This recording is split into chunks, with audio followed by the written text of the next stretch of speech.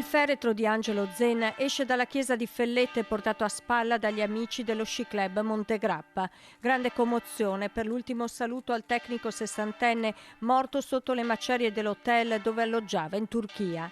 Un uomo buono e gentile, Angelo, molto amato dai parenti e dagli amici, con una grande passione per lo sport, impegnato nel lavoro e nel sociale, molto legato alla sua famiglia.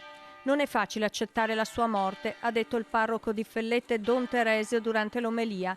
Una morte giunta all'improvviso, imprevedibile, un grande vuoto, quello lasciato da Angelo. Angelo era per noi un amico vero, ci è mancato e ci mancherà sempre e credo che sia la voce che riporto anche da parte di tutto il gruppo.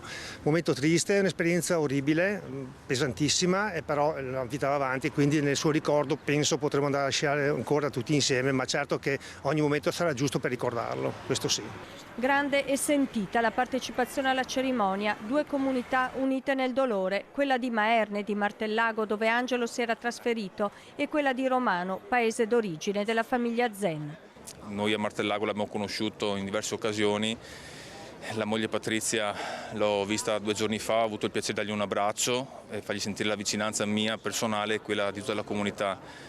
Resterà un bel ricordo di Angelo, sicuramente sì. Il ricordo dei suoi amici dello sci club, il ricordo della famiglia e dei figli che hanno affidato a pochissime persone e anche il messaggio che hanno trasmesso in queste ultime ore è stato qualcosa di toccante, ma soprattutto che ha fatto emergere la grande umanità e il voler bene e il bene che ha disseminato nel suo percorso terreno Angelo Zen. Al funerale era presente anche Nicola Minasi, capo dell'unità di crisi della Farnesina, che durante i giorni delle ricerche ha tenuto i contatti con la famiglia.